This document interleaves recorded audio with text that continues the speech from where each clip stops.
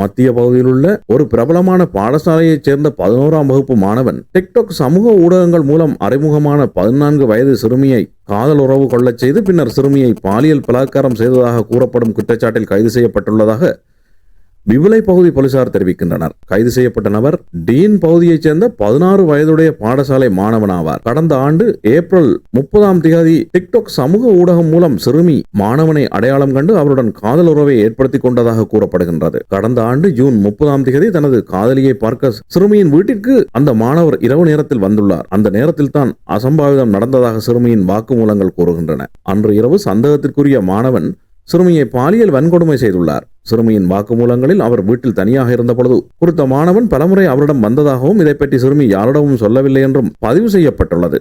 திடீரென ஏற்பட்ட மயக்கம் காரணமாக சிறுமியின் தாயார் அருகிலுள்ள ஒரு தனியார் மருத்துவரிடம் அழைத்துச் சென்ற பிறகு சிறுமி 7 மாத கர்ப்பவதியாக இருப்பது தெரிய வந்தது. பின்னர் அவர் மருத்துவமனையில் அனுமதிக்கப்பட்டார். மருத்துவமனை போலீசார் மூலம் போலீசாருக்கு தகவல் வழங்கப்பட்டதை அடுத்து விசாரணை நடத்தப்பட்டு சந்தேக நபர் கைது செய்யப்பட்டதாக விவிலை பகுதி போலீசார் தெரிவிக்கின்றனர்.